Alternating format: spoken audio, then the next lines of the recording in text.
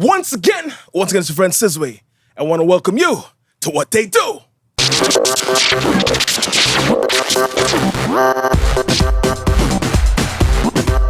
They Do.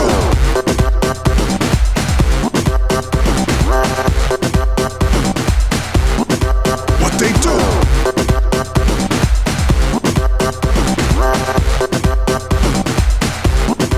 What They Do.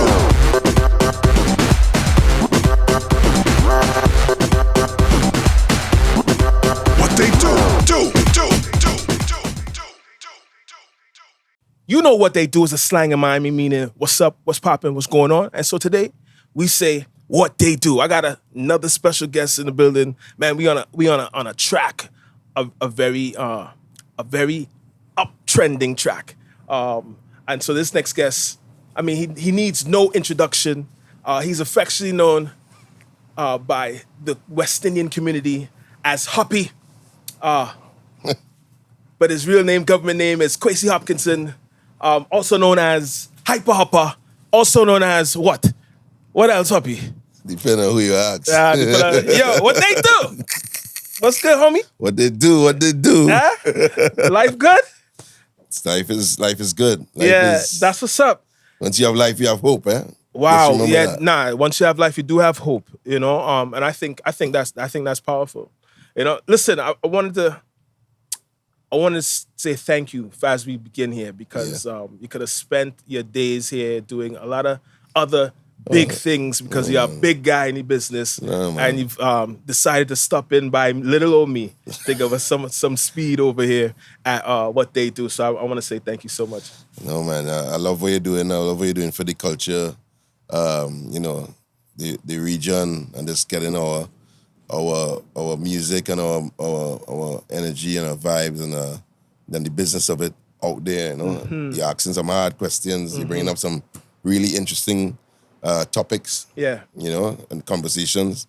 I appreciate you, you know. I appreciate that. I wanted to talk to you about clash and reggae culture.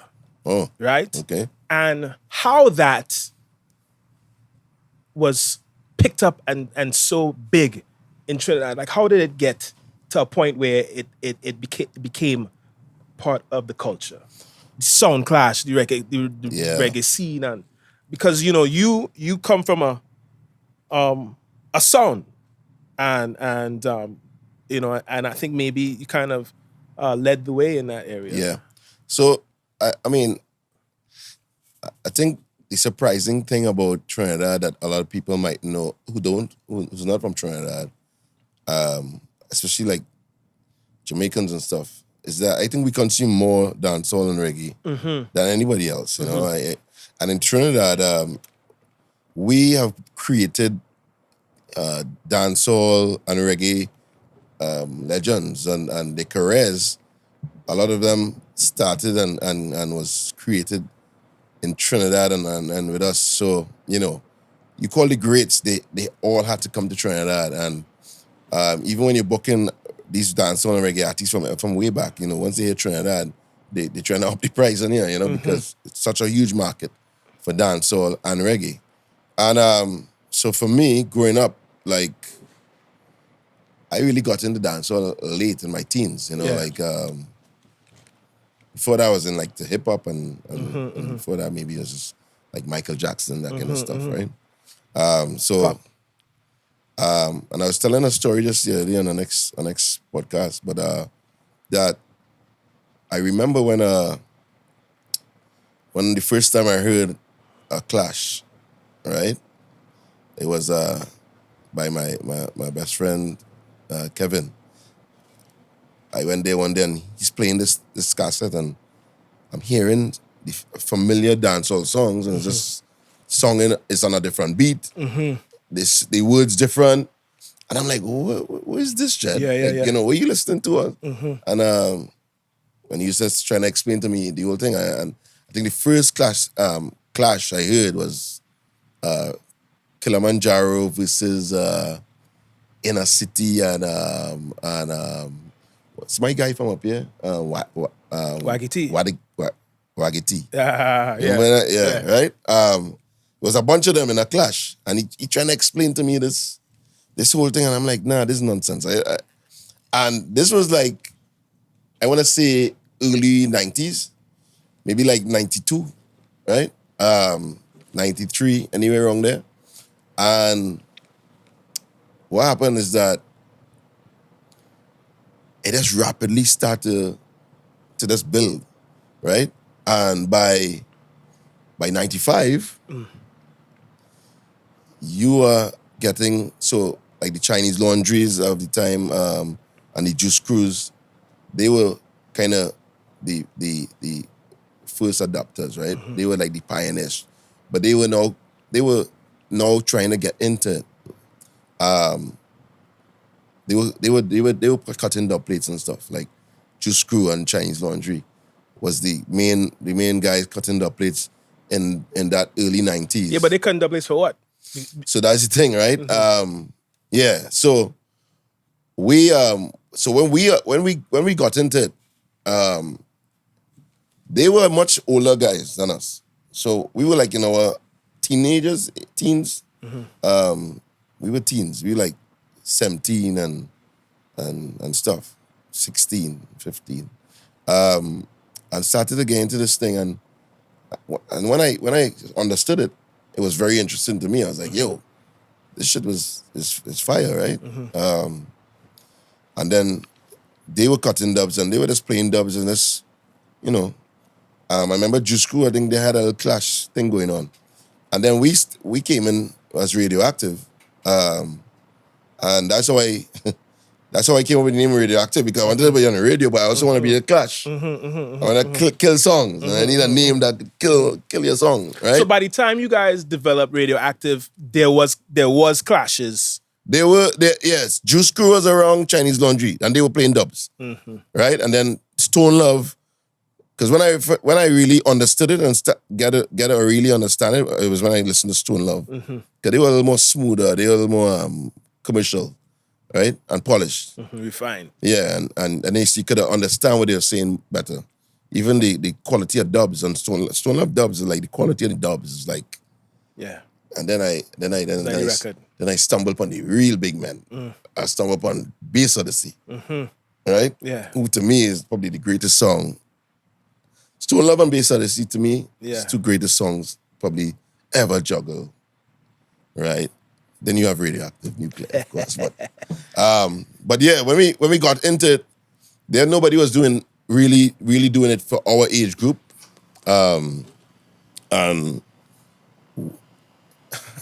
Ironically, our first clash ever was against Juice Crew. And they were some years older than us, right? But they had all kind of dub plates. They had Buju Banta and we had like 5 dubs. And we went into this clash with 5 dubs, right? But really made a big impact, right? I remember that we made a big impact that it was undeniable at that point, and we just keep going and going. So the clash thing really, between the late 90s, middle 2000s, was really big. And what I didn't realize, it was so big, it was big around everywhere else too. It was big in Germany, Japan was picking up with Mighty Crown and them, you know, like, and when you check it out, all these guys was like around the same age group, you know. Everybody was in the early 20s, and I didn't realize until later on in life, like every island. We went to Antigua to a clash, and I couldn't believe there was a song in Antigua, more than one, with all Stonewall was the name of the song, with all these dub plates, and I'm like, what? Yo, what's going on? You know? Yeah. So, and they had all these songs all over, and I mean, I always say, like, what would have happened if we were living in those times? If we were living in these times with social media, right? How much bigger these guys would have been, you know? Because it's real talent, you know. Squingy and these guys were real, you know. They were like artists on the microphone, you know. They used to paint this picture when you listen to them talk about a dub plate or a certain song, right? And I'm like, yo, that's some creative, you know. At some point, while making Radioactive, you went on the radio. You finally got on the radio. Yeah. And you kind of made a name for yourself as like the guy. Because I met you, I believe, I don't know if it's true, but we talked about it a little bit earlier, but I met you through Kwesi, right? Kwesi, Yeah. a friend of mine. Kwesi was like my earliest manager. Yeah. Right? Kwesi had a knack for I remember. Yeah. No, I know coming back to me. Yeah. Right? Kwesi had a knack for like finding artists and trying to boost them. And Kwesi, this has to be 2006, 2007. And he was like, yeah, like Sizwe, we're gonna do these, we're gonna do this, and then I'm gonna introduce you to Hoppy. He's the man. And he will get on the thing. Right? So I thought that was interesting. And so for you to have established yourself and still a name brand in the industry of music. Yeah. What drives your positioning? Is it your need to create? Because you seem to be able to take things and create them and make them an establishment where people have to. So for me, I think creativity and creating is why that's why I love, you know, like I like to create. I like to take your idea and make it better, you know, basically. Mm-hmm. You know, and it's so some people wouldn't know this, but I went to UE, right? University of West Indies. Yeah. And they had this program they were starting, this master's program. And they called me and asked me if I could come and do it. I'm like, what? I mean, university. I was like, I don't know.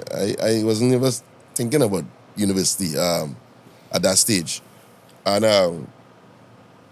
when I went into the course is actually everything that we are doing now in theory, right? And it was entrepreneurship in creative design, which basically is I'm taking your ideas and trying to make it into a business and make money, right? So I went into this program. I shout out, Steve and Dr. Burke and you know, all these lecturers that was there, Gina, that, you know, I won a prize the first day I went in there. Like, they gave me this book, and I was telling all my young, you know, aspiring entrepreneurs and stuff, even artists and DJs, tell them go and get this book. It's called The Outlier, you know, from Gladwell, Malcolm Gladwell. I don't know if you ever read it. No. He has a couple of them, like the Outlier, The Tipping Point, David and Goliath. He have a bunch of them. It's Jamaican Canadian, best-selling books. You need to get it. So I won that, and I'm like, okay, so maybe I'm doing something that, you know. So after I got my master's, things even started to become a little more clearer to me, because before it was like, you know, you want to be a serial entrepreneur.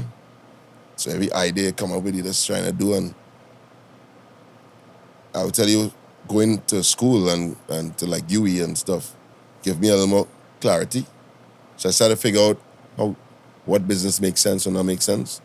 So I try to, even my son, I would try to show him, you know, try to think things through and show him how to do it. Now, like what I know. So yeah, for me, it's a natural drive. But one thing people don't know is, like, I have this fear of growing old and broke. Failure. In a hospital bed, and that's, you know, you can't afford, you know, and I think deep down that's one of my fears that drives me, like, hey. But that's a natural fear, right? Because but I don't do it for money. I just, like, it's not about the money to me. Like, you want to make money, you know, because you need money to survive and to do nice stuff. And if you like nice stuff, like me, you're gonna like nice stuff. You know, you want the money, but it's not really about the money for me. Like, I don't like to have money on me and stuff. I even like when money's with the people, you know. So I whatever money you get, you could just swing something by me because I like it. And, you know, shit, I'll take some. You know? But doing, like, when you in this, like, music or, even business, you know. I remember a man asked me, like, the voice, actually. Asked me at a time in a meeting, he said, when you go stop, boy? I said, stop. I never thought about it. Mm-hmm. You know, stop when you're dead. Stop what? Stop what? I live in. That's what I do, you know? So, and you know, it sounds cliche, like, you know, don't work like you need the money, and people say these things, but if you're not doing something that you, I don't want to say enjoy, but if you're doing it just for the money, most of the time you're gonna be really angry and upset and miserable. Because it's not really what you want to do. Right? You're just doing it for the money. And people have money don't necessarily get you happiness. It make you comfortable and stuff. But being happy within yourself and comfortable, you know, I tell people this all the time. You see some of the poor people, the poorest people are the happiest people. Yeah. Right? Because they have the worries that you have when, you know, you have a mortgage and a big house and you have to maintain this house and some of them don't have that problem, you know, and they go out on the road and go by the bar, buy a 2 beer, come home, they living life for today, you know? And they're free. society is just like, you know, this strain on us to, like, you know, and now that I'm getting older, let's try to realize, you know, let's live in the now. Mm-hmm. Live now, right? Because tomorrow ain't promise, right? And that's like real, like, yeah. It's not a cliche. It's not just a. It's not just It's like I can literally walk out here and drop down, you know, and like. Yeah. So live in the now, enjoy it now. Not saying don't have a plan, don't like plan for. You know, I say life is long and short and short and long at the same time. Yeah. So you still have to have some kind of, just in case you live to 100, right? Just in case. Yeah. You need something, right? But you might not live to 100, you might live tomorrow, right? So you just enjoy now. So, again, for me, I'm just trying to just, you know, do what makes me comfortable, what makes me, you know, happy. Or, I mean, happiness is the next, you can't know happiness if you know sadness, right? It's all about a balance. So, but, you know, just do you, right? I tell artists that, I tell, you know, entrepreneurs the same thing, you know. If you're not being real to yourself, especially artists, right? The public, the audience, they pick it up. They know who's real and not real. You know? Yeah, nah, that's for sure. Unless you're the greatest actor, acting as a rapper, like Drake, that's what they say, Drake, that's Drake, right? Yeah. But even Drake, I mean, I don't know. We can feel it. I was talking that earlier, right? Drake sings these songs, this is a song I would write. Like, Drake take the song right out of my brain, you know? Especially like the songs about relationships, you know, and things like that. It's like real talk. But you have some songs too. Usher, who, me? Yeah. That's a whole. Yeah. You know, when I bring artists to perform the song. That's all there you go. You try to suck my up. Yo, I mean, yeah, we have a couple of things. Yeah. Play the girl them tune and them thing, right? Yeah, I mean, I think in Trinidad in particular, everybody takes a shot at it, right? Whether it's, you know, dancehall or soca. And for the most part, we start in dancehall. I remember in school, beating on the desk. I mean, you had to come up and chant something or, sing. So when we started, we didn't start as DJs, like DJing party. I started as a rap DJ group, right? I saw that. So so we was either we were trying to rap. No, I knew I couldn't really sing. So, and I remember when they told me, come and try and sing this song. There's a guy, a brethren of mine, he passed away now, Kurt Machel, R.I.P., Kurt was one of the greatest producers. He used to build jingles. He used to do it all, right? He could have sing.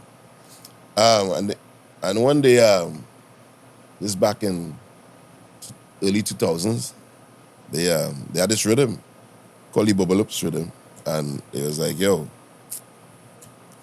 come and sing a song on this rhythm now. Yeah. I was like, sing a song? Yeah. I said, what are you talking about, dog?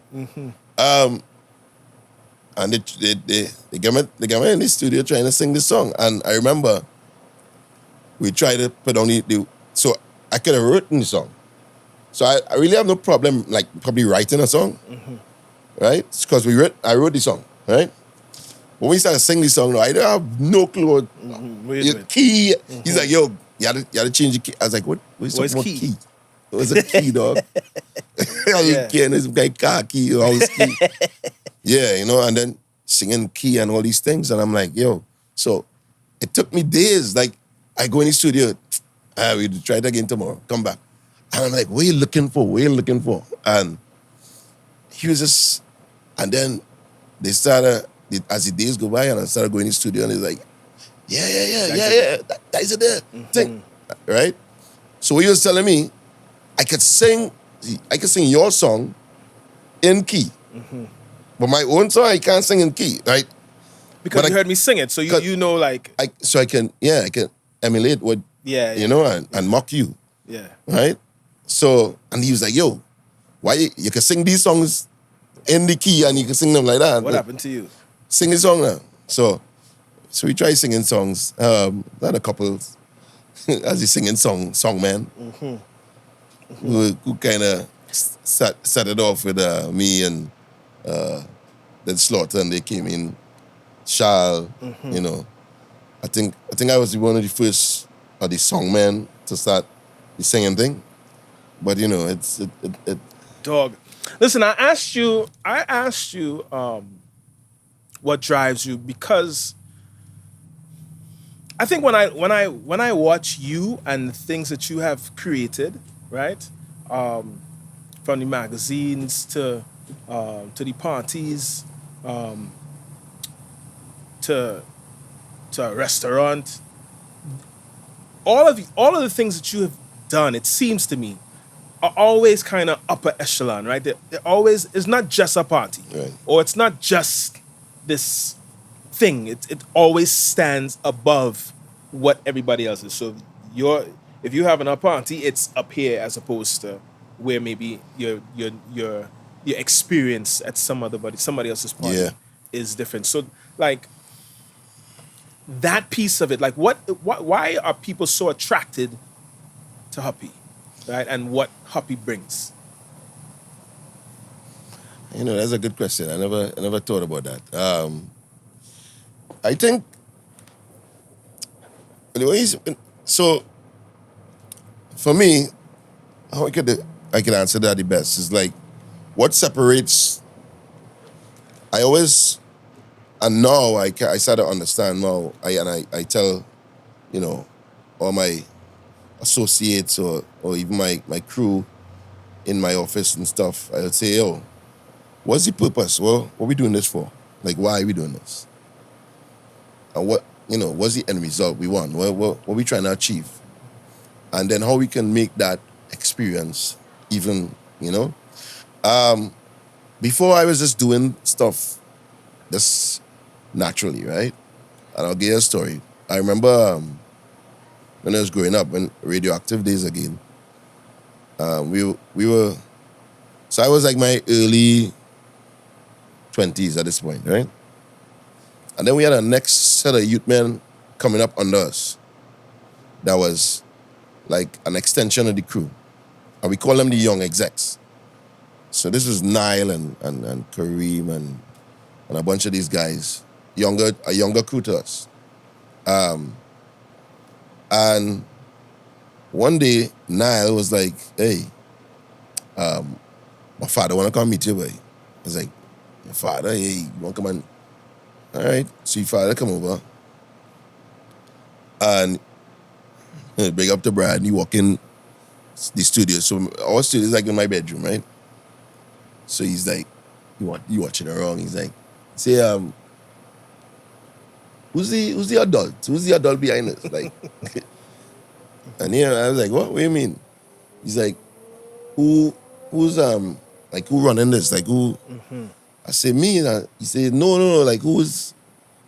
It must have like an older adult like me. I say, well, no, it's just us. He says, so what you trying to tell me this whole radioactive thing and all this thing now they're doing is all they started? Is all they alone? And I was like, so this is the first time I'm like experiencing this kind of.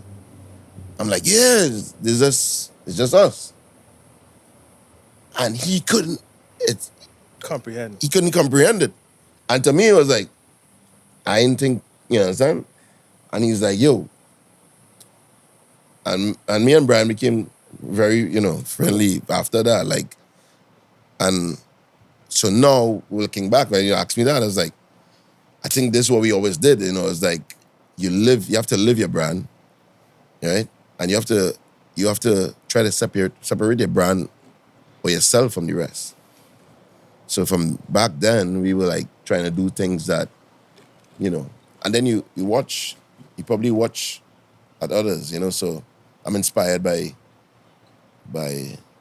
Richard Branson and these guys. He did Virgin Records, was a little record store. Now he's Virgin Airlines, Virgin Cruise Ships. It's like these guys started similarly to what we used to start, as a little thing. Now, growing up in Trinidad, you might be limited, like in a fish bowl.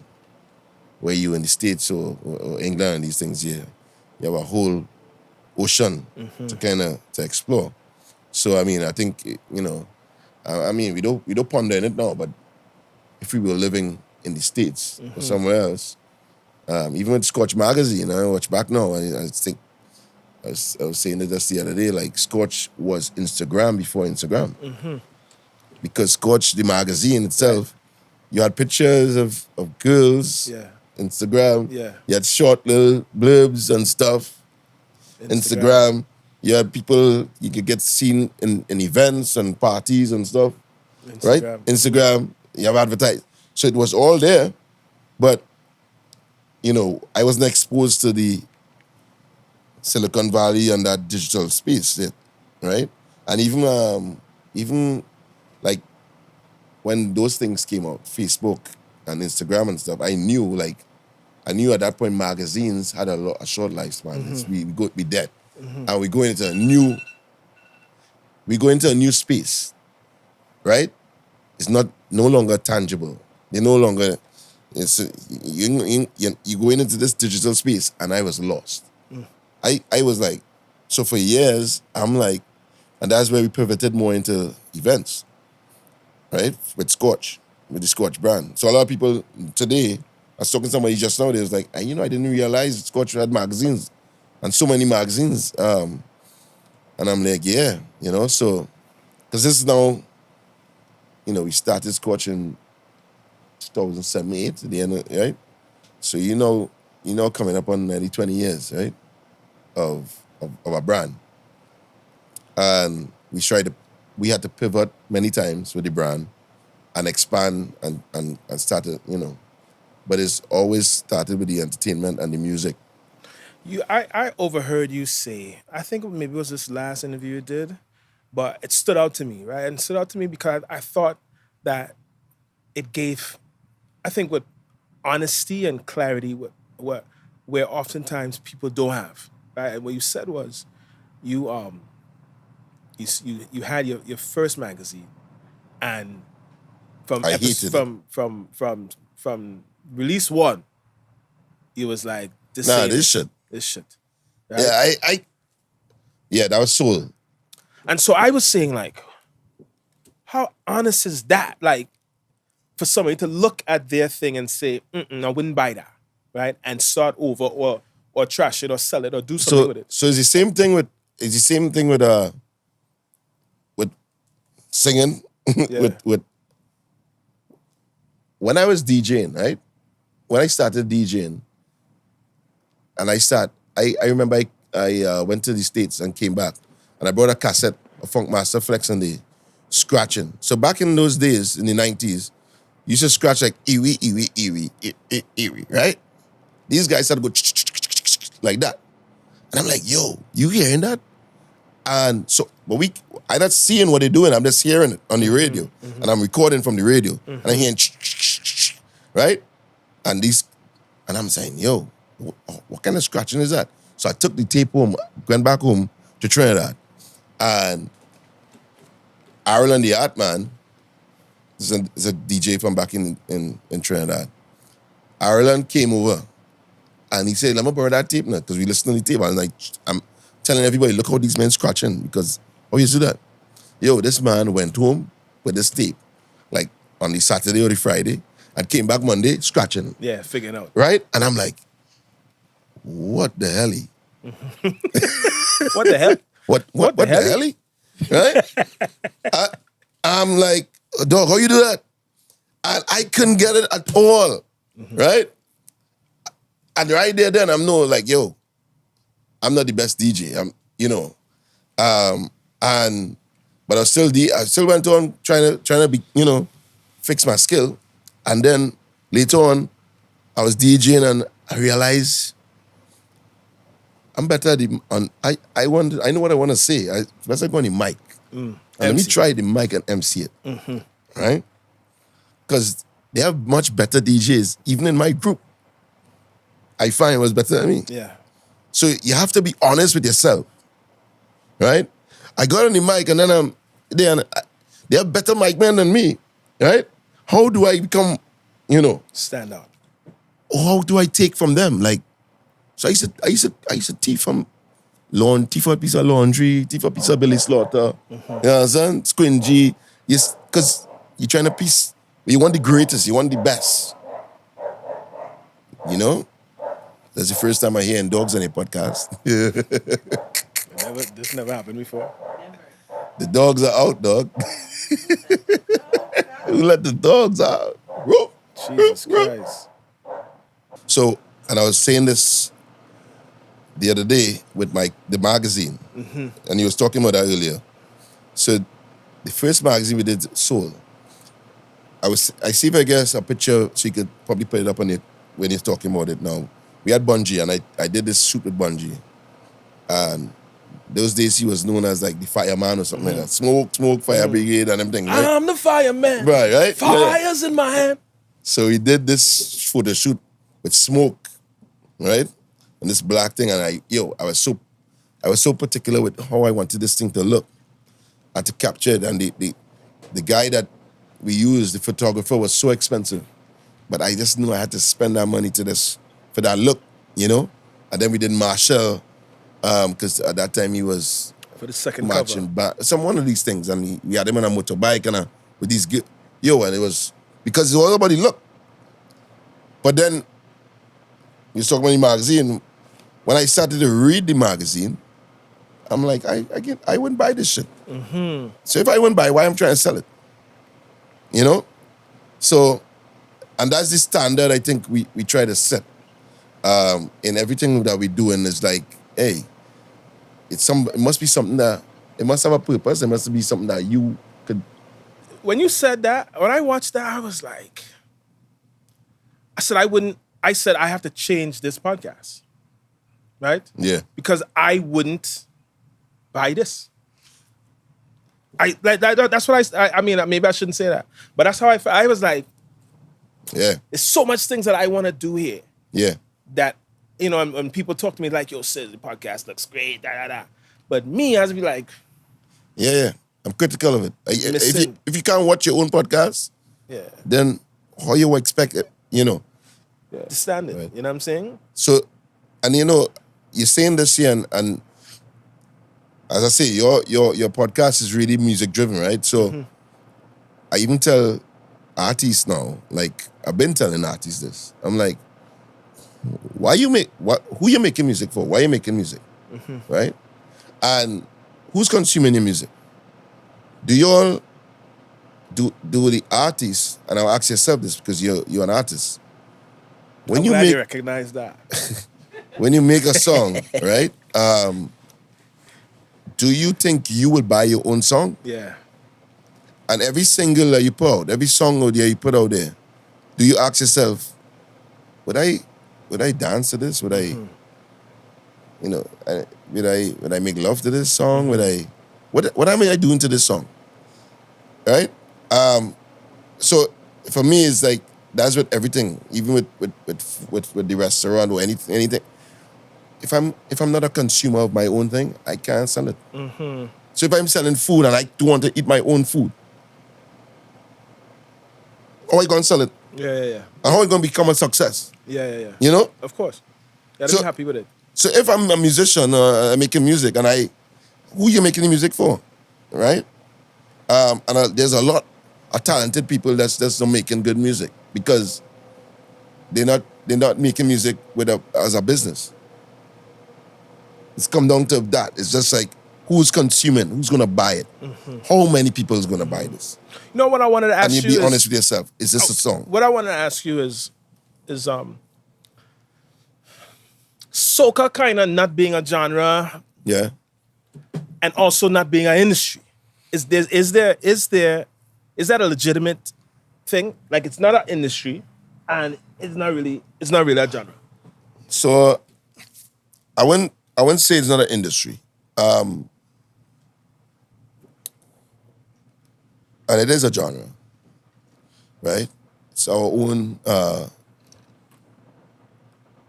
Soca came out from Calypso, right? And they have different stories of how it started. I guess a recognized genre, right? Of course, it's a style of music. It's a genre of music, like anything else. Is it globally recognized? Yeah, that's the question. And no, it's not. Right? Half the world don't even know where the West Indies is or what Trinidad is. They might know Jamaica, right? Is the reggae globally recognized? Yes. Is dancehall? Maybe, right? Soca? No, right? You have one or two songs that get out there and break, the barriers. But I don't believe the genre will ever get out there and is meant to get out there. Right? And because we're trying so hard to be... You're talking about a global positioning. Yeah. We're trying to do something that we're not and try to be accepted where we're not, right? And forcing that, it takes away from what we started and built on that made us who we are. So the music is no longer, and I was telling this? Me and Machel was talking about it a week ago or so, and I was telling Voice on the Road, right? And they used to have a bass line in soca that has gone, but the Grenadians kept it, right? And you can hear it. And that's why the Grenadians know the music, and I say it all the time, it starts with the music. Anything in this space, in this industry, it comes with the music. The music is the brown sugar in the stew chicken, right? It's starting right there, right? And that bass, they keep that bass, things we call it the 808. That bass line, we've took that out and tried to become, I don't know what it is, hip hop, even dancehall did, right? And they started to lose the essence of what made us.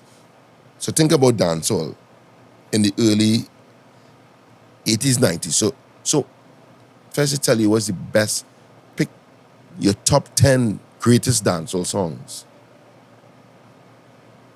Do it now. Think about what would be the top 10 greatest dancehall songs. Dung dung, dung dung dung dung dung dung. Watch these songs. These songs were raw, right? But refined raw, right? Because they were that, and this go back, this goes to the book that I was telling you about. At that point, reggae and dancehall got to that 10,000 hour mark. 10,000 hours of doing this thing, right? And those songs, if I was to put a top 10 list, 75% of that list probably is songs that were made in the 90s and 80s. How? Still running today, right? I think we lost our identity, our way, trying to become Americanized or globalized or international. Not realizing international. We already was international. Doing what we used to do. Think about soca now. Think about we did the greatest 100 songs. Yeah, that's Cause of Bacchanal. You remember 101. that? 101 songs. Right? Cause of Bacchanal. By the way, we're gonna do a redo, right? But the top 10 songs, where they from? What era? You understand? You got the Rupees, the Kevin Littles, all these things. But listen to the song, listen to the music. The music in the songs is authentic West Indian, carnival, soca baby. You understand? Daddy used to play music, and he would say like, "You don't like this international talk, like, for what? Like, you don't hear anybody in Compa saying like we need to be international or we need to do this this is the music, this is what it is, and this is what we need to take forward, right? Same in salsa, merengue, and these things, right? That thing is not changing. So I think you have a point. You know, I wanted to ask you about this 101 songs because I wanted to know. I wrote down the criteria, right? 101 greatest soca songs. 10 criteria: cultural impact, lyrical content, music production, versatility, popularity, chart performance, influence on the genre, awards recognition, danceability, and relevance. Right?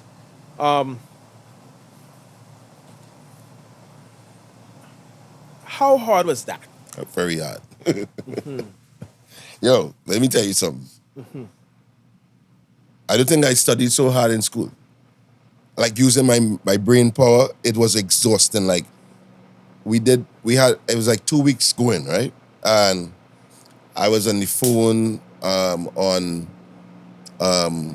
Google Meets and stuff and WhatsApp with people from all over. Like, you know, we had Bandit and those guys in Toronto. We had, you know, Barry Hype. I tried to get as much people involved, right? Who would have take the call. Some of them didn't realize I was calling them for that, right? I had some journalists involved. It was, and listen, so like people didn't understand, even in my camp. I was a bit emotional about it too.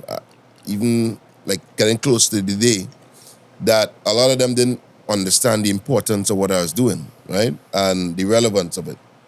To a point, one of them was like, don't worry about the first 101 to 50 or so, nobody go care about that. I was like, what? And this, who was telling me this is a big DJ, right? And like, partner, every song that get on that list, they're gonna care about. Yeah. Right? Nobody realized or nobody understood how emotional this thing is. It's our music, you know, and every song that was on there, we had a list of like 200, 300 songs. And how we did it is that we have these groups, like these focus groups, right? With all these, you know, technicians of the art form coming in to score these songs with that same criteria you have.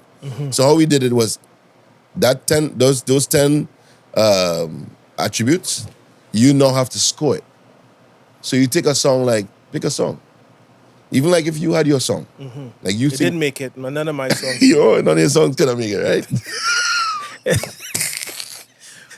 But it's based on the criteria, right? Yeah. And be honest with yourself and honest with your score, right? and score your songs. And score the songs that you think should have been there, right? By that same list, 1 to 10, put it there. So the formula is correct. The formula didn't. What happened is that they had a lot of songs that were like, when you score them, they score in 60, 60, 61, 62, all them. There's a bunch of them. There's like 20 of them, right? What you have to start doing now is putting the score like is 8.3, 8.2, and score it like that because you need to be able to separate them, right? But all these songs, like, and just being on that list, that 101 list, was once you made that list, it's like, you know, your song was there, you know, it's quality. I went through that list, and I went through it then, and I went through it again the other day, right? In preparation for this, you know, and where you felt some songs had to go up or down, some removed. I don't know if I felt some songs needed to be there. Like right? which? Like which? Like the songs that were there. You know what I'm saying? Right. I felt like whether there is 10 or whether it's 91 or whatever the case is, right? Because clearly there's a lot going into that placement, right? I mean, the criteria by it is 10 pieces of criteria. Right? That makes it even more difficult, you know? There's one song that I was playing today that I was like, this song didn't make the list, which is Scrunter, The Will, right? When he was not mocking, but he was performing like Kitsch. You know? Yeah, right? And that year was I think that was 82. And that was a big year for Scrunter. But was it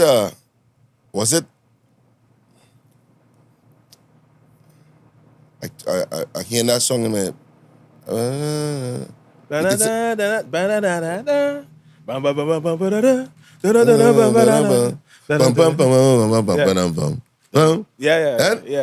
Boom, boom, doom, doom. Doom, right. Right? Pan song. It Do had you think that song is a soca song or a calypso? It's a soca song. I know a calypso. Right. But then you score that song. Score it on the on your list, and then you'll see. I think it's there, right there with Lauren. With Lauren? Popularity? Under Lauren. So But popularity, I don't think it would get scored high. Right? Relevance, it would not get scored high. Influence on the genre, maybe. It's a great song. It's great lyrics. It will score high on there. Production quality, I didn't hear about the song. Danceability. because remember, he was mimicking Yeah. the Kitsch. greatest, Kitsch, yeah. right? And it went over. It wasn't like it was like So we're gonna do the redo, and there's a song we can submit into the well, submit it for me. No, we probably gonna have you as one of the guys coming on to score songs. Yeah. You know? But that's gonna be out soon actually, and we have the public scoring too. But some guys who know what songs. But that song, nobody brought up that song, to be quite honest. Yeah. And that's a big song. That's a big song, right? That is a big Listening song. today, like, this should have been on the list. Hold on, let me pull up that song Yeah. because I can pull it up. pull up that song. I want to hear that song because Let me see. I had it. How that song I had then it. even- Actually, I sent it to Daddy today, and I was like, Daddy, and he said, actually, I have it here. He says, I was there for this performance, Sizwe, at the Savannah. I remember it like yesterday. Let's see. In 1982, Scrunter was the obvious choice with this rendition of The Will, imitating Lord Kitchener. Since 1944, I'm in the ring, and the world over shock, I'm the old man king. I won't say I'm not the president, I'm the one going in age. I want you to be like me, for when I am gone, you hardly set me. Make them come. In the other time, you're so making good in the right way. After running far, man on them, try to run this tune on the drum, but plenty of muscle up there, So Right. so that song, it was a good pan song too. Yeah, but that's what I said, right? It had a pan impact too. Yeah. right? So for it to be lost in the millions maybe of soca records, I think is a little unfortunate. But Scrunter is also legendary. Legendary. Yeah, legendary. Scrunter, I mean, we have so many and that's getting back to your point of the industry.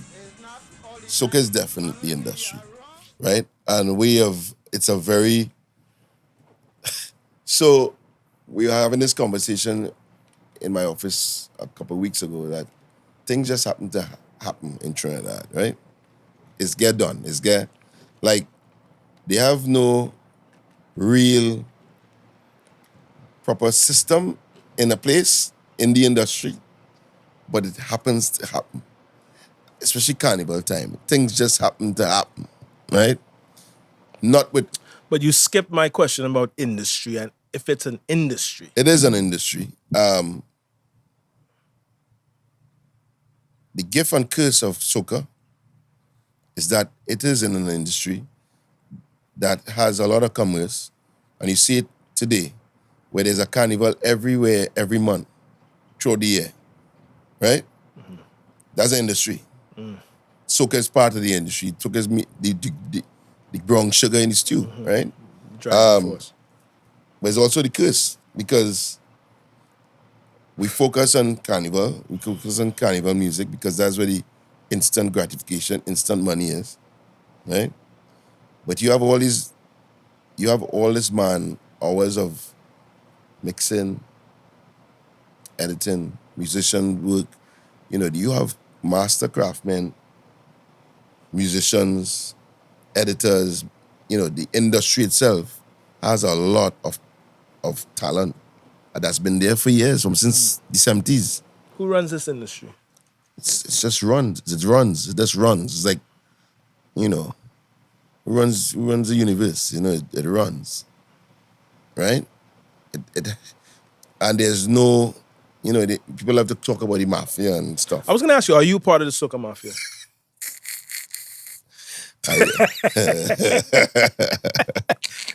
Am I in the what's it called? The setting? Am I sitting with one of the members? You don't call me Gotti? You don't call me. What name you give me? Hoppy. Oh boy. Hypa Hoppa. The mafia, I mean, I grew up hearing the talk, right? And it's always gonna be a talk, regardless. Barry said it's not no mafia. Barry said it's not mafia. There are cliques and... Yeah, so picture school, right? I tell people this all the time. Life is politics. Business is politics, right? And the politics starts in primary school, in the schoolyard. Right? The popular kids run the school, right? So that's how it is. That's the system globally, everywhere, you know, okay. Right? And you have the popular kids, you have the artsy-fartsies, right? You have the intellects, you have the hermits, you have the outliers. You know, you have the ones who popular and smart and athletic, you know? So that's the industry. Mm. So you have men like a Machel, who's like an outlier. Because he's also an intellect. He's one part of the cool kids. You know what I'm saying? But he coming first in tests. Mm. You know? Mm-hmm. You have those men. Mm-hmm. Right? Then you have, you know, you might have the bungees, who's like who like me the bad boys. Mm-hmm. You know what I'm saying? But still passing exams. Mm. You know? To say there's a organized mafia, no. I don't think there's one anymore. I don't know if there was one before. Right? No. That you said anymore. That means something. Right?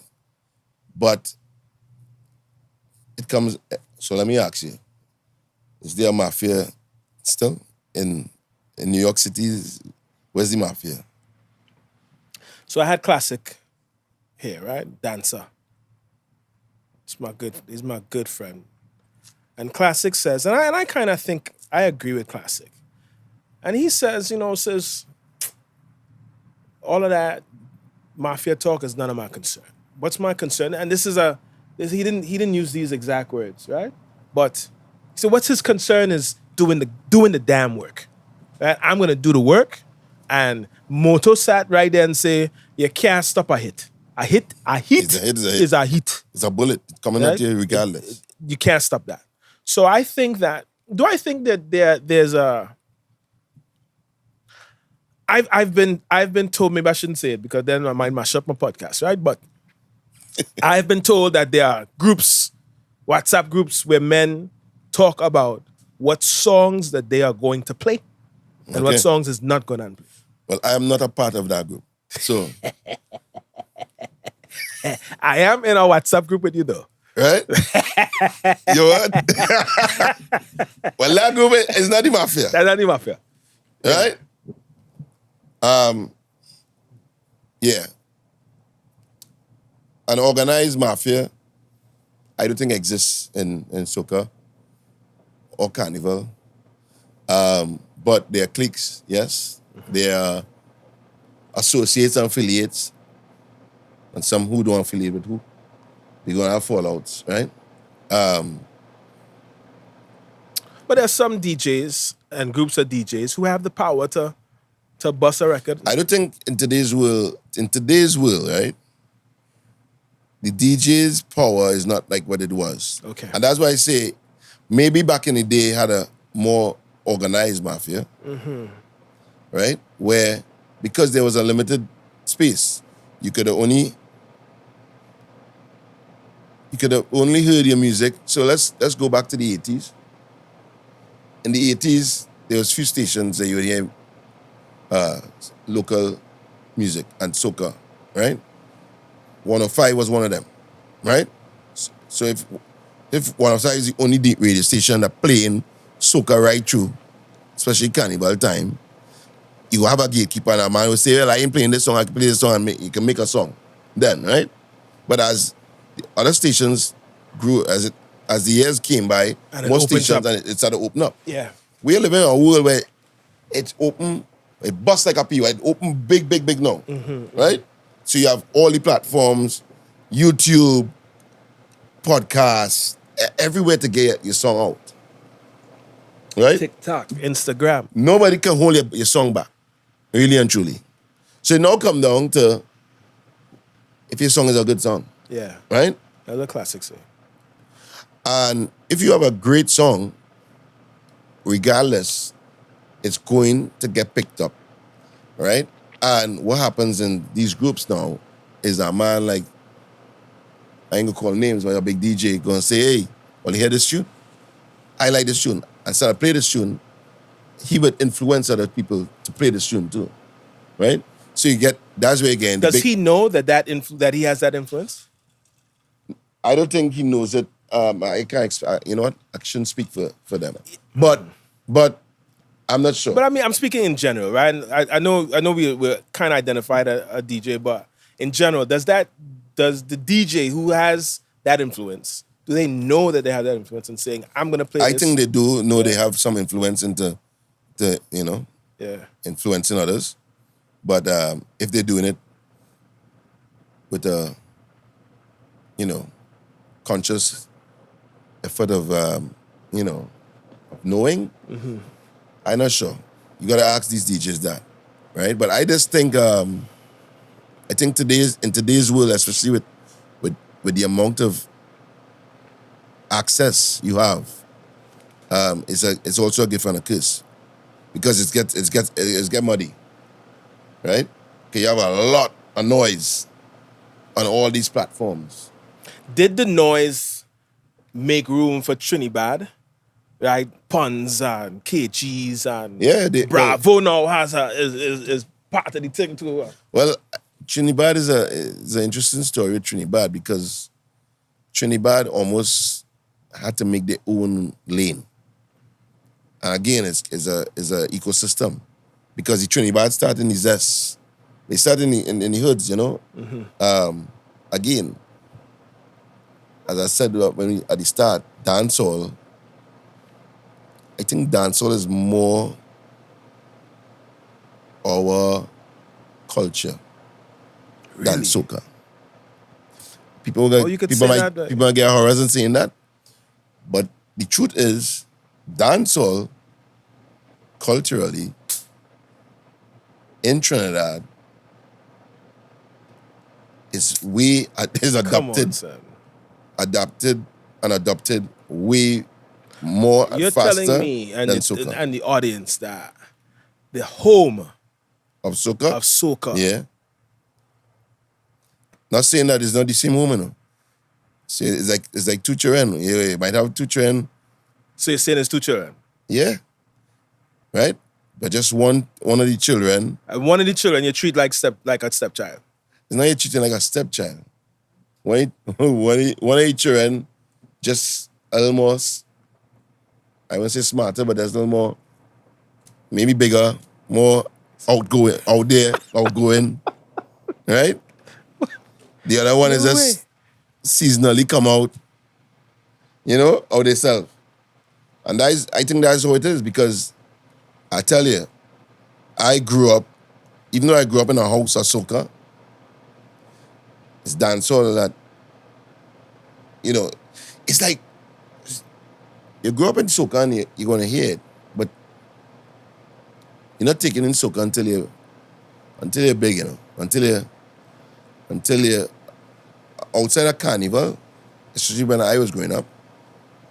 The only time you're really taking in soca, unless your father and them have a party in the backyard home, right, in the yard, or you're going by your uncle and them and the soca playing, or it's a Sunday and music ringing out in his house. Youth's not taking in soca like that. And I don't think that ever changed. Okay, that's what I'm going to ask you. The youths today, or you think it's been that way? It's been like that. It's been like that from jump, right? We take you back to Maxi days.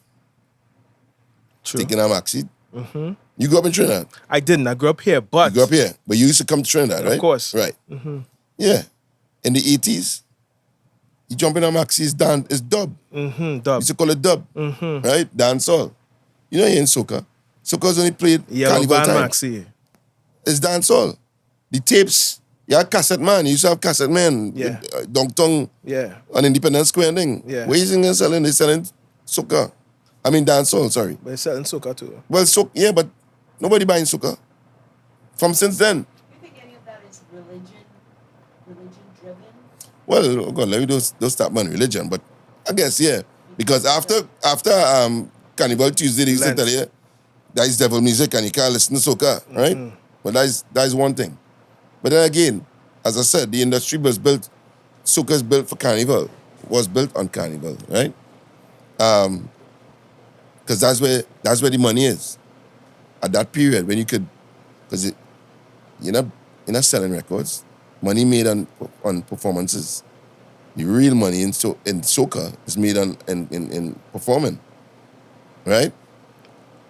Today, only in today's world now you get money from streaming and stuff, and you can start to see some kind of money in the industry, right? Yo, you hurt my heart when you said that. But the reality is, and this is why Trinidad, and because of the access to the internet and stuff, it's how to connect.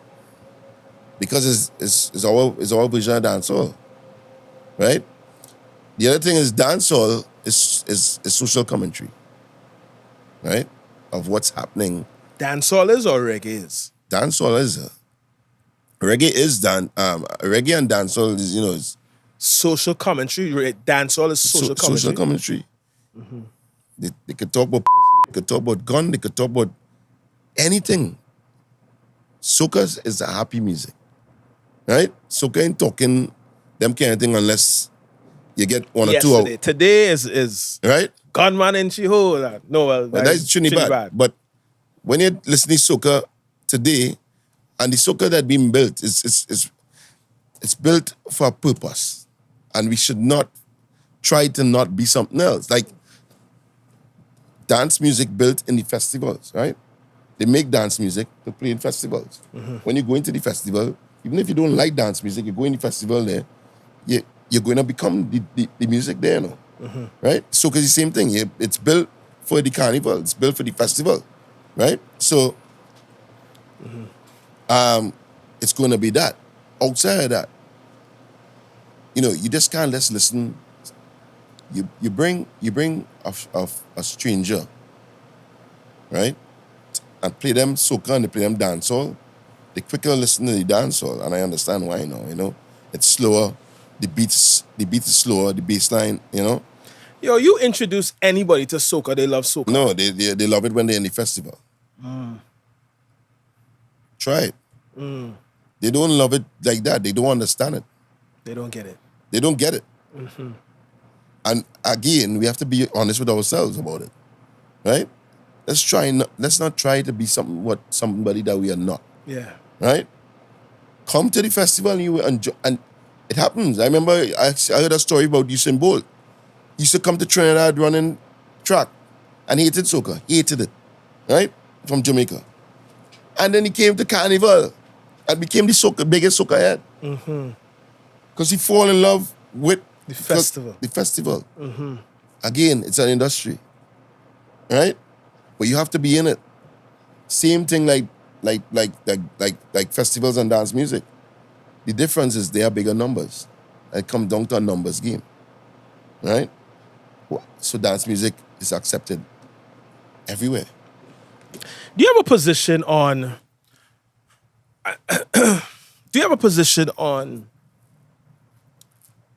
carnival and music outside of soca being played?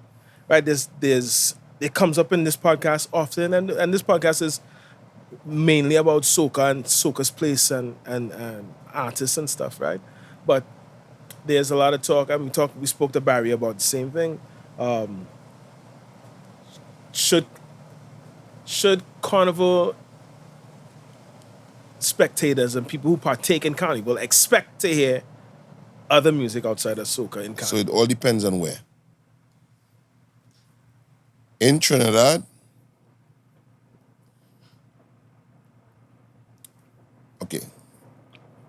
In Labor Day in New York, because it's a West Indian parade.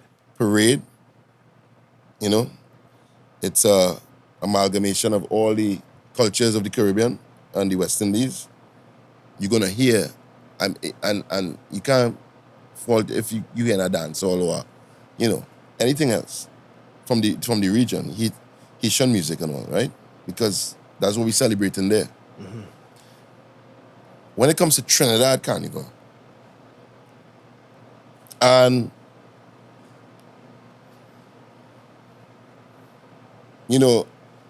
I'm in two spaces when it comes to it, because I remember growing up playing in tribe and stuff. We used to try to play like local dancehall songs as a break, Trini songs, and people would get upset. Now the younger people was like on it. They having a blast. Yeah. Right? Like we music, right? Yeah. But the older generation was like, playing. Absolutely not. Right? So for me, I'm it's complicated for me because I understand both sides. Right? The thing about Trinidad, the unique thing about Trinidad is we accept everybody's music. Right? And in Trinidad, on the road and in the carnival, you can hear everybody's music being played once it's a great song. Right? To the fact that you have a Grenadian winning the Soca Monarch or the competition and stuff. A little more, if they had opened up road marches, I would do, But Trinidad is a different monster to the rest. Right? You go to the other carnivals, you're going to hear their music alone, and we understand and accept it, do we like it? Do I like it? I mean, I think if we accept in your music, you should be able to accept ours, right? And they do it. They do it at some point. The argument is, I think, from some people's perspective, and I'm sorry if people are annoyed at this conversation, right? But I think that what happens is people say that this is carnival, Yeah. right? And carnival is soca, Yeah. period, I get that. right? And I don't care if it's in Jamaica or if it's in London or if it's Toronto or New York, it should be soca, right? Because when you go in these other places, right, and for their festivals and for their things, they have no problem saying this is Jamaica. Yeah. But I think the world is more inclusive now, Okay.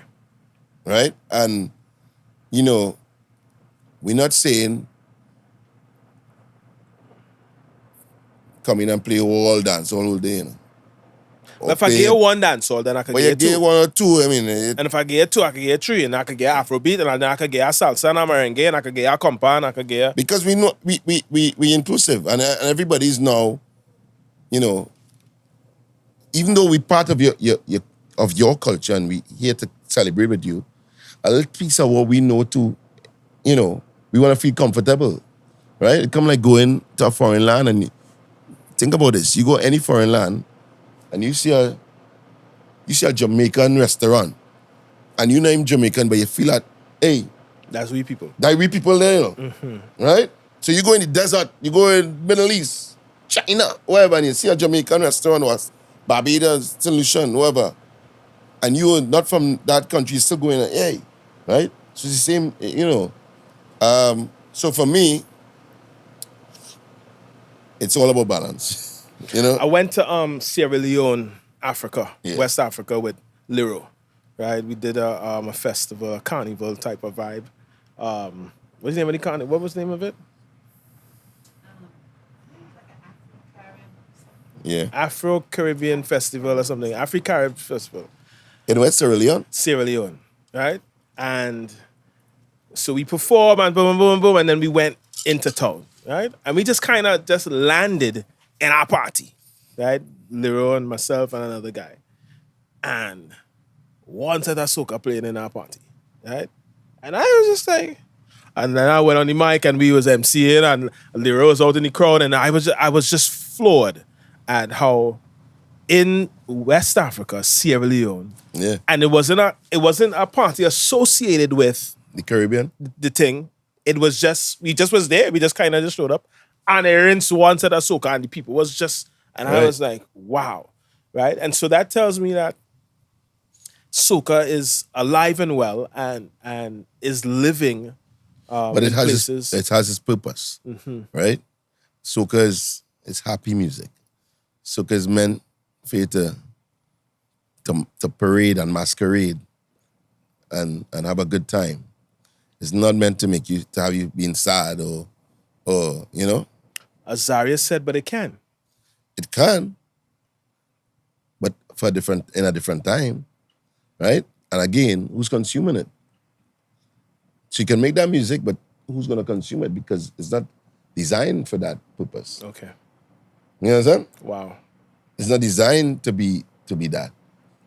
Then you should make calypso, and calypso. I don't know. It's designed to bridge a gap. It was designed to bridge What was it designed for?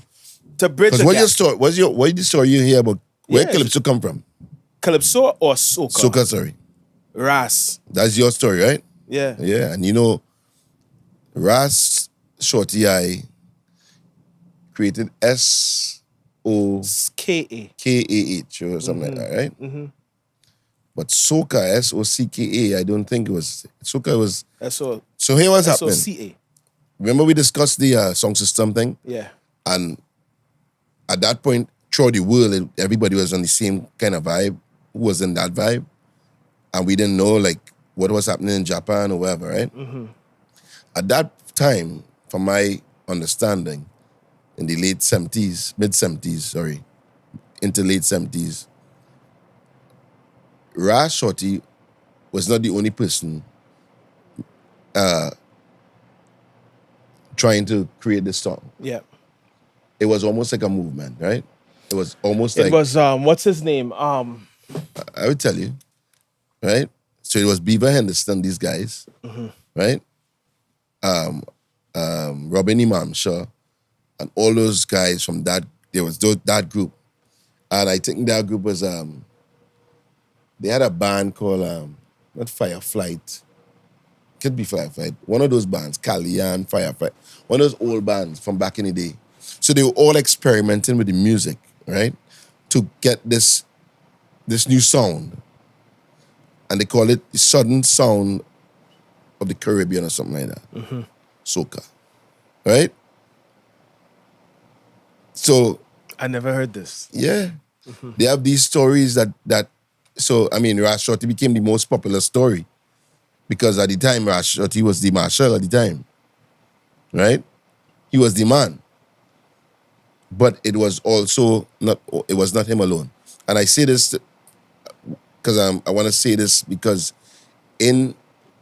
for example, with the Trinidad we now discussing there, and you're asking me about soca and stuff.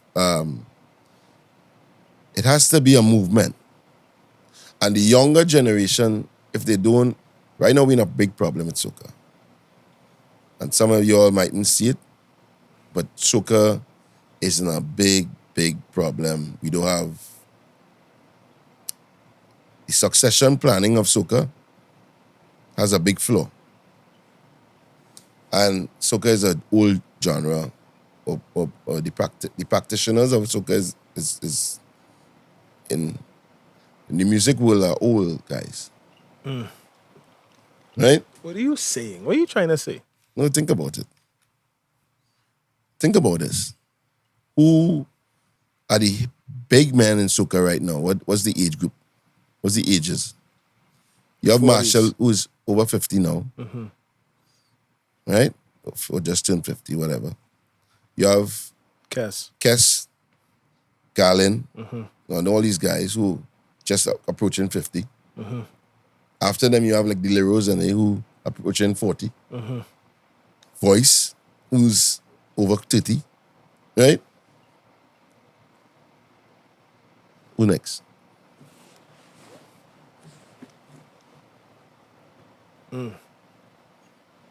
Right? So what? We're in a problem. And nobody's actively, again, the industry and the system just happens. So we just happen to have music every year. We just happen, you understand? But there's no sustainability. Longevity is going to be very rare that you're going to find long careers like a Machel or Iowa George or, you understand?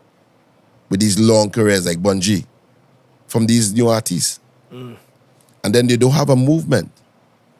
Like how the Trinidad has a movement, right? It's not one artist, It's about 100 of them, Mm-hmm. The unfortunate thing with Trinidad is they can't come out of the zone. And they can't make money from the house. You can't stay in your house or your zone and make money, right? You might get streaming money if you set it up properly and your thing. But imagine Trinidad and these songs, right, has 10 times more views than the biggest soca song. Word. Right? Because there's a movement there. And it transcends. And I think the first thing I tell you in the early is the audience know real. You understand? Mm-hmm. Again, with soca, and some people, will take offense or whatever we're saying here now, but there's a big issue, there's a big problem, right? And how do we combat that? Is because Dominican soca is soaring. Grenada soca soaring. Right. So when I speak now, I speak mainly for Trinidad. Yeah. Right? But Trinidad is the Mecca. It come like playing football. If you're not playing in England, unless you with a Real or a Barca, a Bayern Munich, a PSG, if you're not in England and your name ringing out with one of the big teams, you understand? You're not recognized as the right. So Trinidad come like England to football for soca. right? Yes, you had Dominica coming up with, a couple things. Grenada, have one or two that will break through. St. Vincent, Lucia, they have them one or twos. But breaking through to the masses, you have to come Trinidad. And you had to break in Trinidad. Right? You sure? So you can break here in Miami for Miami Carnival or Labor Day. Labor Day. But it has to come back to Trinidad. It has to come back in Trinidad in the system. Right? And push out again. Okay. When has a song never done that? Think about it. Duckin didn't do it. What? Duckin bus out here. Duckin bus. Listen. Duckin came to Trinidad. Of course. Yeah, but it bust out here. And it bust big. Duckin it had no choice. So Duckin, again, great song. Great concept. Right? Duckin was in Barbados. And at the time when Duckin came out in Barbados, a lot of Trinidad was in Barbados going to crop over. Right? They pick up the Duckin now. Toronto. And take it to New York. Toronto first. Well, Toronto the same time as Barbados, so it wasn't in Toronto. Okay. It went to New York. Yeah. But the Duckin really blow in Miami. Miami. That's a fact. Right? And that's how it's happening for the last couple of years. Any of those songs from the island, from the summer carnivals, Miami is where it take up again. But what is the biggest sector of the diaspora is who? Trinidad. Right? So I don't mean literally it had to come into Trinidad for the Spain. But the Trinidadians had to take it up and run with it. Because the biggest DJs in the circuit, mainly Trinidadians. You understand? And they're running with it. So they're going to run the circuit down with these songs. And then bring it to try to catch it in Trinidad. If it catch in Trinidad, you now have more legs to run for the next, until you come back to your next carnival. Yeah. In summer, in the summer after. Yeah. Right? If it don't make it in Trinidad for that carnival in Trinidad, it's done. Most of the time, you fall start.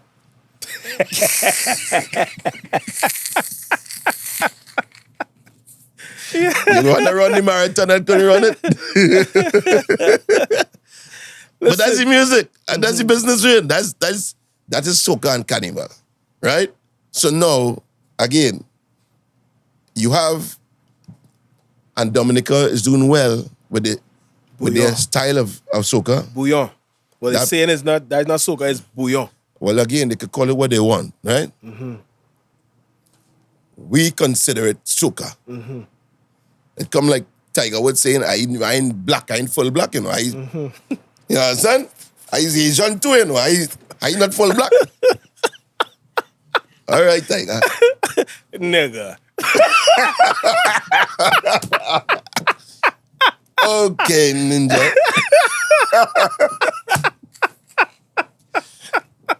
Right? Oh, shit. Now, again, let me talk on Booyah. I've never been to Dominica, unfortunately. And I've never been to the carnival, so I can't speak on it. The music, though, right, is infectious. But again, that music they're singing is a bit of social commentary in there, right?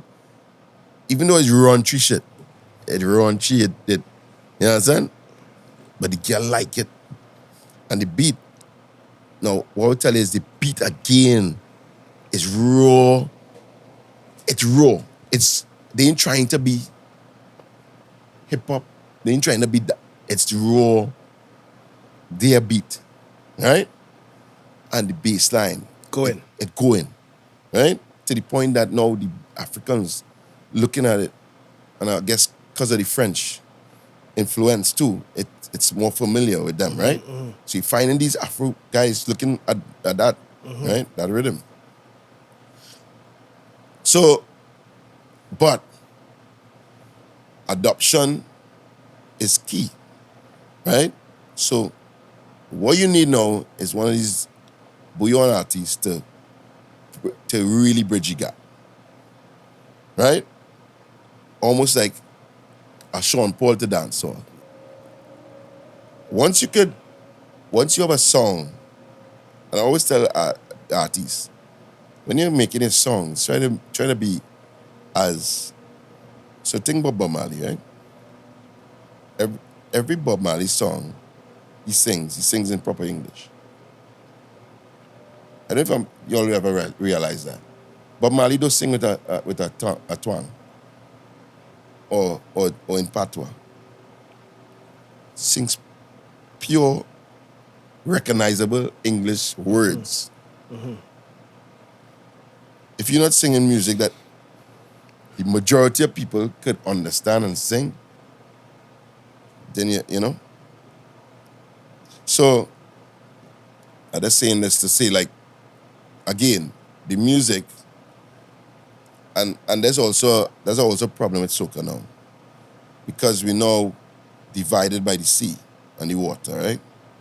So our music now is not, it's almost, this is Trinidadian music, and this is, and we're not watching the industry as a whole. That was says the system not really organized. It just happens, right? And the West Indies and the Caribbean, and from a cultural standpoint, or even just the economics of it, right? There's a big problem. Everybody else in all the other, the war in Ukraine and all these things, right? What they all fighting for is numbers, you know. Israel, they're trying to get land. It's a numbers game, they're playing. And we in the Caribbean is all in these little islands trying to, you know what I'm saying? You have 80,000 people, 60,000, and you want your sovereignty and stuff, fine, but we ain't getting nowhere. Because we don't have the numbers. Right? We're not buying it by bulk. Absolutely. We ain't buying it at all. We're not producing in bulk. We're not producing as a region. Right? We all divided, and that killing us. Each one of us. And it comes down, it trickles down even into the music. Right? So we're not as a collective 7 million English speaking strong, right? With this music. Or even if it was to add the non-English speaking, we know 20-something million. Right? As a Caribbean, right? Going out to the world. If we were on that, you would see all the little fighting and the mafia, this and that, because you have a bigger pot to feed from. So all of us fighting in the little small islands, we want to be the big fish, you know, and eat the whole pot. And we almost in circles. You have a unique position where you get to interact and see and build young people, right? Scorch is a young thing. It moves with the vibrancy. It moves with vibration. Not the vibration, but the youth. Yeah. Right. What do you say to frequency of the youth? Frequency of the youth. Right. Yeah. What do you say to the young soca artist, the guy or girl who wants to sing soca and keep this torch going? What do you say to them in order for them to have longevity in Keep space? your day job. Fuck. Sorry. Jesus Christ. Keep your day job. Keep your day job. Yeah, because listen, in soca is hard. It's a hard genre. It's the most competitive genre, I think, because every year you have. It's like football. It's like playing in the Champions League. You have to qualify every year. We don't care if you win the Champions League last year, you know. It's a new year. You got to qualify and perform, right? Black Dan, big tune last year. Went out everything in the carnival. I hear Black Dan and Green yet. I got a whole Green in a job carnival, and I hear Black Dan. I don't even know what's the Black Dan song, right? Cause you had to qualify. So you had to understand when Machel and Iowa and Garland and them fellas still in this business 20-something, 30-something years. Them still around. Think about that for a minute. Every year having to qualify. Tough. It's tough, right? You want to come in as a young artist, don't do it for the money because, listen, They don't have it. there's no guarantees, one, right? It's a hard. If you don't have that stamina to run that marathon and to work every day at this craft and become this craft, if you don't have it, we see them all the time. They fall out, they fall off. Because, listen, it's not all the glitz and glamour and stuff. You don't understand. They don't see. What they don't see is they see the glory. They don't see the story, right? What they don't see is when boy go in studio, boy coming out studio for days, you know. They don't see that. What's your relationship with boy? We have a long relationship from you know. Boy is a man I look up to boy from since I was younger, you know. So, you know, we have a very interesting relationship. Personal and the industry side of things. But you know, it's good. It's all good, you know. But you gotta give him his respect, his flaws, you know, for what he's done and why And what he continues to do. you still can't pluck him off the top. Can't knock him off. He would come off the top when he feel like coming off. When he wants to, come down. Right? Who want to hate on him could hate. But they not come off the top. Because he puts in the work. Right? He does what he has to do. Like, yeah. And fortunately for him, the timing of Machel and the business was correct. And that's life too. It's really timing, you know. New artists coming in today gonna have it hard, you know. As established as you could be, you know. You could be the biggest artist today, right now. If you don't qualify next year, and the year after, you're in problems. Trouble. You're in big, big trouble, dog. Last question I want to ask you, Hoppy, is not so deep, you know, but Chinese laundry. Yeah. Who is Chinese laundry to you, and what did he teach you? So, Tony Chow, big up to Tony Chow. In this industry, he's like my father, you know, growing up. It's the guy that I looked up to and I wanted to be like. You know? I wanted to song like him. You know, on the mic. You know, I wanted to, you know, do the stuff he was doing. And the quality, because what people don't understand about Chow, you think Chow has also that, he's almost a marketing genius, I think, right? He is. And he has some standards for quality that, you know, I think that is where I also, looking at him as one of the guys I followed, made me want to be better than him and be, you know. So that's why that standard was always there, because I would have seen that from him. So when you look back to Chinese Laundry from the beginning, the artwork on Chinese Laundry, the cassettes, remember the cassettes, the black and white? Of course. The simplicity of the logo. And all the things that they were doing is like, yo, this shit. You know, I remember growing up seeing a laundry truck for Carnival, him and Signal to Noise, 2 trucks in Machel band, red and black. And I'd never seen a music truck look like this before in my life. And I was like, yo, this is crazy as shit. And everything they did was with like a, you know, with some kind of style, you know?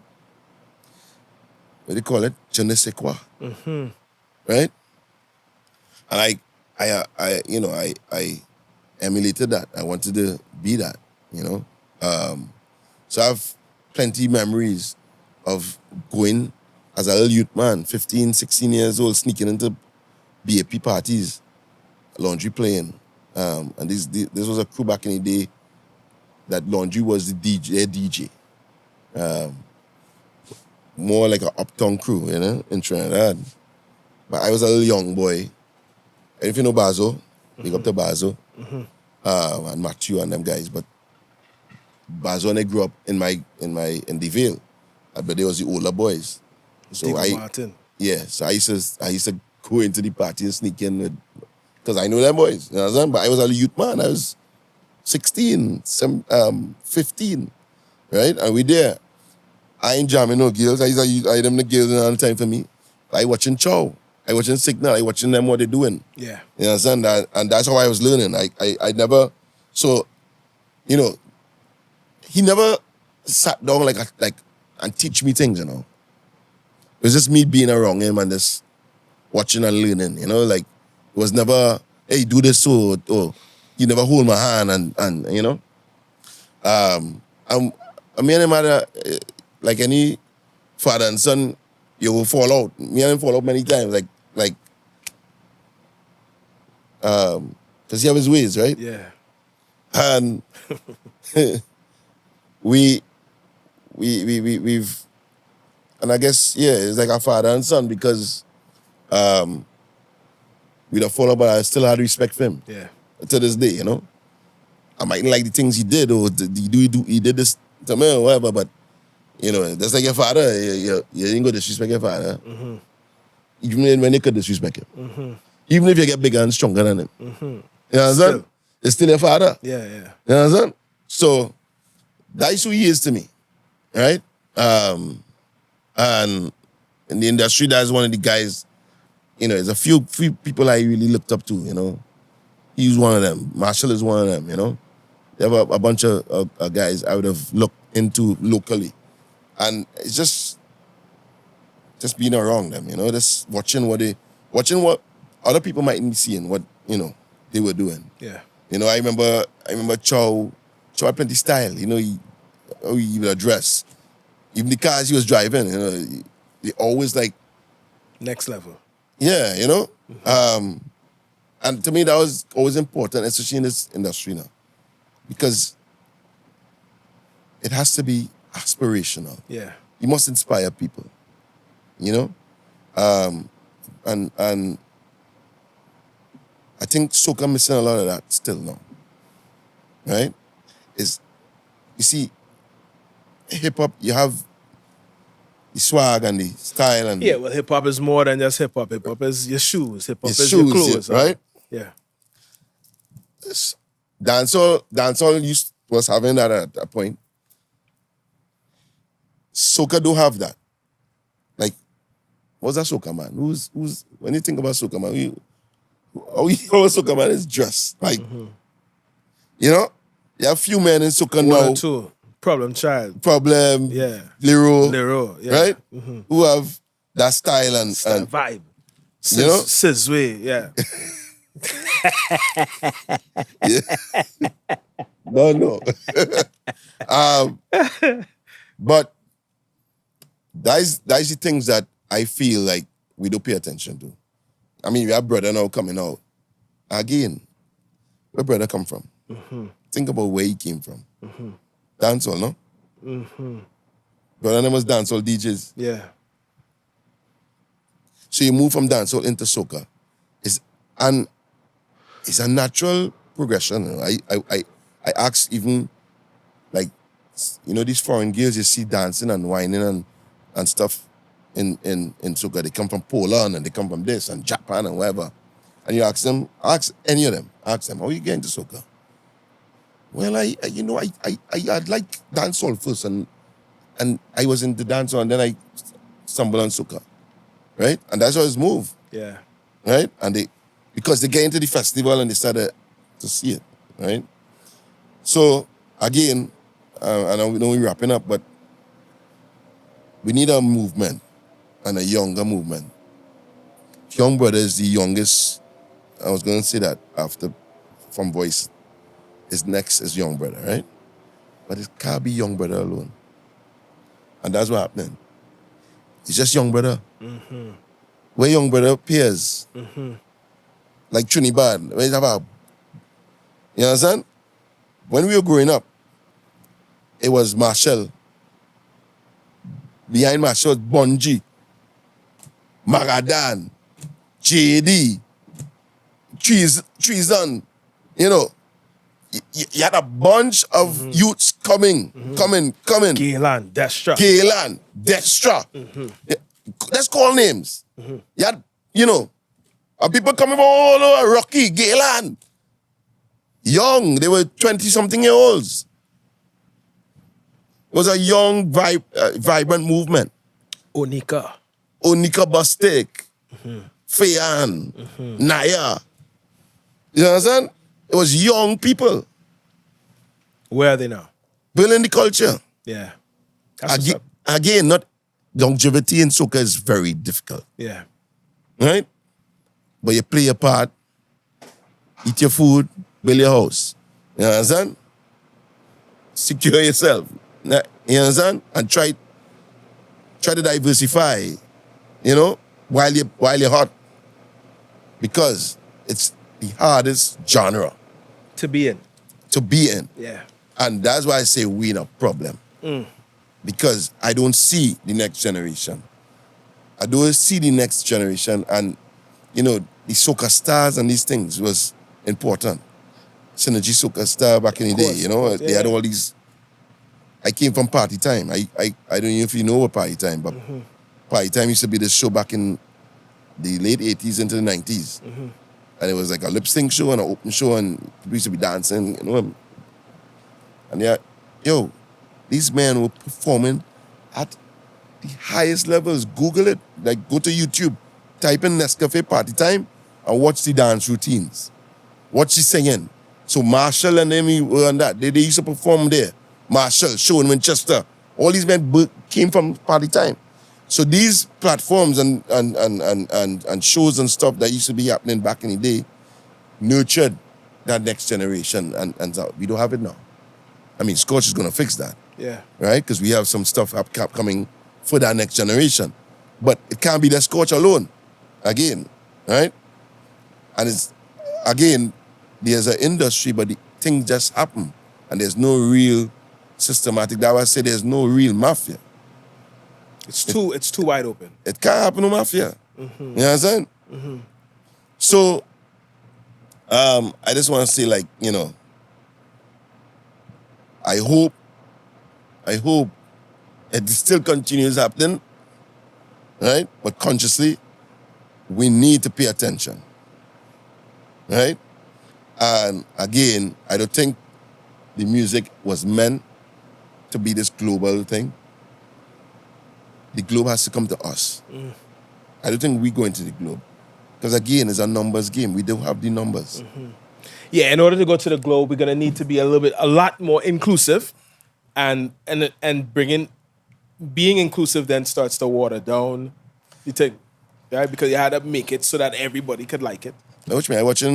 If you start watching like these things and popping up on Instagram and TikTok and thing, and they're saying, oh, the 5 best places you have to go before you die, or experience, and they paint Trinidad Carnival in there, right?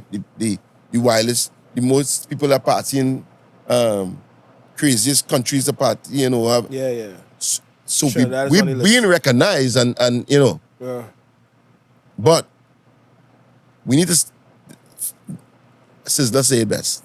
Dancer yeah before you dance abroad. Right? People start thinking about, even with the artists start to get too big now. They're not even, and there's the difference between soca artists and Jamaican artists. Because Jamaicans, and I would talk about the older generation, I know about now, but the Jamaicans, right? They always would have been home, going in a dance, right? Even if they're charging 100K, 200K foreign, Outside, yeah. little dance, them there, they in the dance. Because that's the base. Them there. They're there, right? They still recording every freaking week. A soca man get a big song and that is it. He ain't recording until the next week, boy. You get I can't understand it. Right? Yeah. Why you are a soca artist and you don't have a song for every carnival then? Who was saying that? Papa Keith. Right? You play out a song for Trinidad Carnival and you open that song will take you till the next carnival. With all this other music coming out. Right? Yeah, then I think there needs to be a whole like rebuild, a revamp of this genre, this infrastructure that some people claim to have for it to be there, but I don't think it's there. And yeah, I think you made some valid points tonight, bro. Appreciate you as I said Hoppy, before. we didn't talk about Scorch TV. Yeah, I mean, enough things we can't talk about. We didn't talk about a lot of things. I look forward to You can get Scorch TV, ScorchTV.com, and then we going up the islands. In probably next week, you might be able to see us on cable TV. yeah, through when you talk to Digicel. that camera there. Yeah, Digicel, Flow, wherever you have in your island, we're gonna be on your cable TV, where you can catch us digitally on ScorchTV.com or download the Scorch app on your iTunes. What they do is looking forward to be a part of that. Huh? I said what they do is looking forward to be a part of Well, that. I invited you, right? Yeah, so yeah. Scorch TV, you can go now and you see programming going on now and stuff. We're building out a podcast network where you could host this and try to monetize.